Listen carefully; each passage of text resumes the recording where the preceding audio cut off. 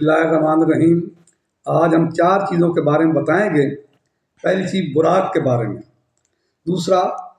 براق پہ سوار ہونے سے پہلے آپ صلی اللہ علیہ وآلہ وسلم نے جبریل سے کیا کلام فرمائی، تیسرا انبیاء کی نظر کے بارے میں ہم بتائیں گے، اور چوتھا ہم یہ بتائیں گے کہ اللہ جل شانہ کے تمام انبیاء جو ہیں وہ زندہ ہیں، مرنے کے بعد بھی اس طرح ان کو حیات حاصل ہے جیسے زندگی میں ان کو حیات حاصل ہوا کرتی ہے۔ براق برق سے ہے۔ برق کا معنی ہوتا ہے بجلی، یعنی برق سمجھیں کہ بجلی کا گریڈ جو ہے اس کو برق کہا جاتا ہے، اور تمام کائنات کے گریڈوں کو اکٹھا کر دیا جائے، کیونکہ برق سے براق اسم مبالغہ کا صیغہ ہے، تو تمام کائنات کے گریڈوں کو اکٹھا کر دی جائے، وہ بجلی جمع جو ہو جاتی ہے اس کو براق کہا جاتا ہے۔ تو آپ صلی اللہ علیہ وسلم نے ایسی سواری کے اوپر سواری فرمائی جو کائنات کی تمام بجلیوں کا مجموعہ تھی، جس کو براق کہا جاتا ہے۔ دوسری بات،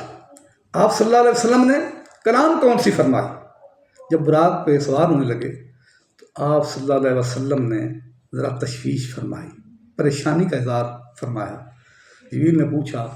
یا رسول اللہ صلی اللہ علیہ وسلم کیا معاملہ ہے، کیا ماجرا ہے؟ اور رب کائنات جو کہ دیکھ رہا تھا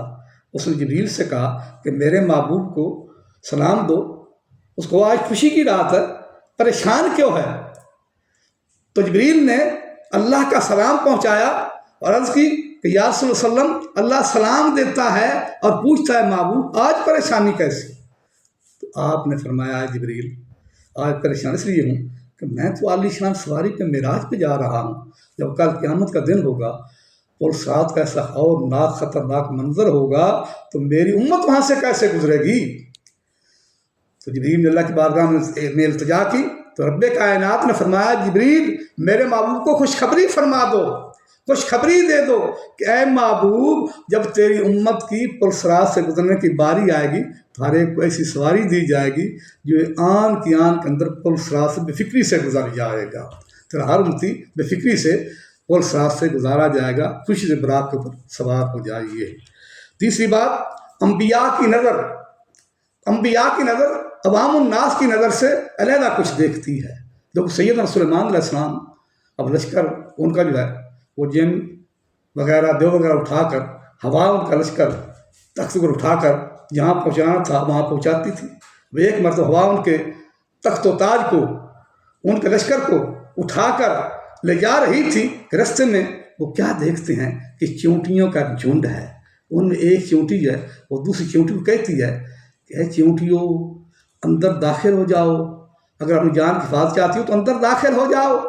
اللہ کے نبی سلیمان صاحب کا لشکر آ رہا ہے، کہیں ایسا نہ ہو کہ تم چچڑی جاؤ۔ اب اس بات کو سلیمان علیہ السلام نے دور سے ہی سن لیا کہ نبی کی سماعت ہے اور نبی کی آنکھ کا عالم ہے،